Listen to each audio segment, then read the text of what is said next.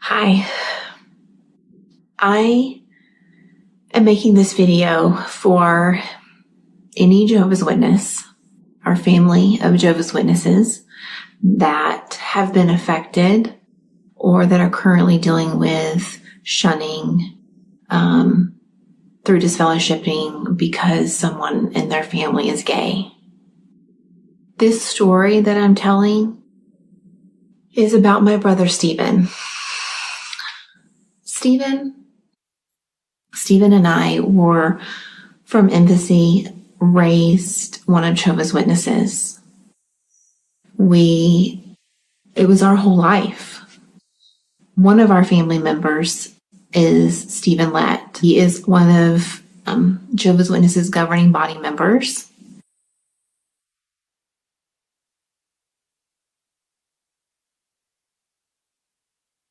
Who will come back, who will have to abandon their former way of life. I was thinking, as an example, a homosexual.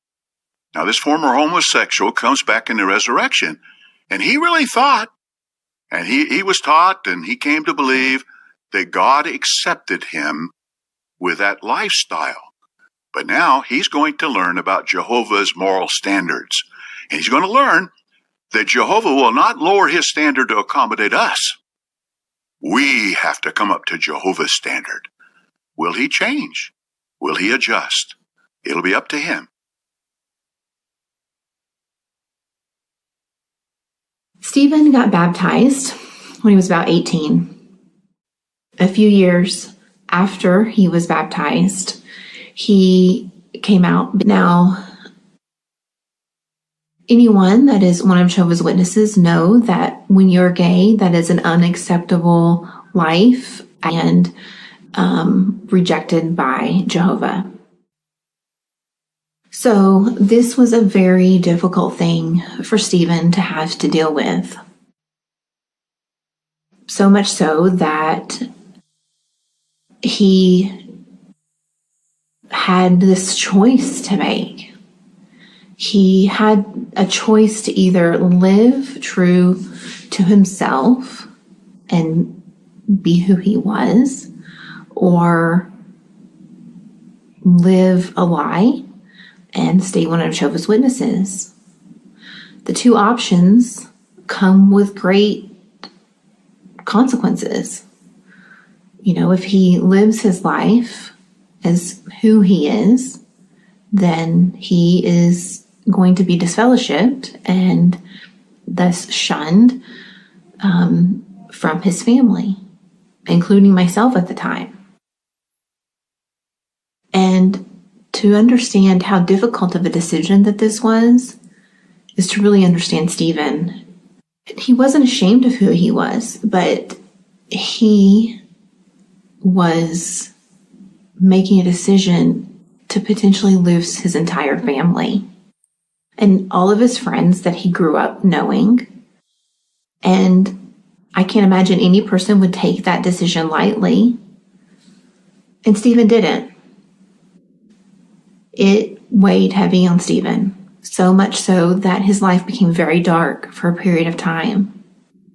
He attempted multiple times trying to kill himself, not long after he came out. He then, after that, got disfellowshipped. Once he was disfellowshipped, after a period of time, he seemed to start doing better.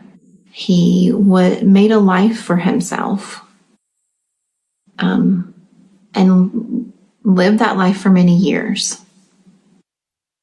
But unfortunately, January of 2020, Stephen took his own life because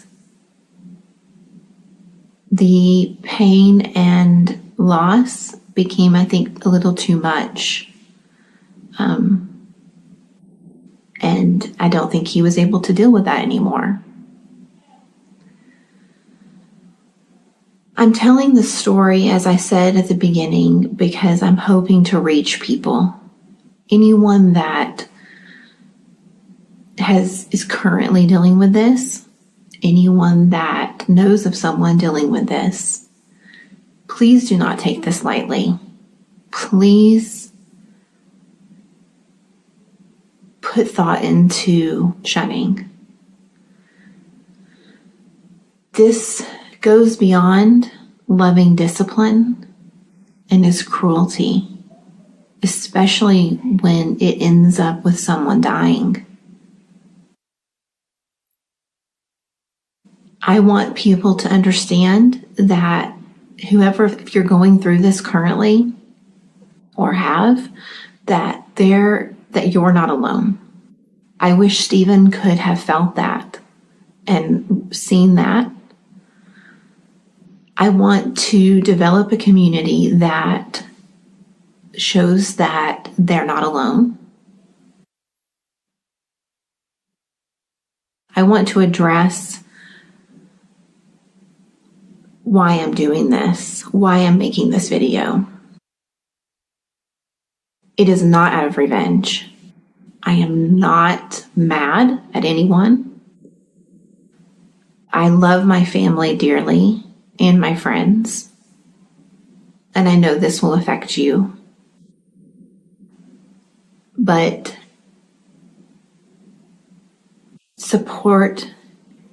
there needs to be support for people that are going through this, because the solution is not suicide.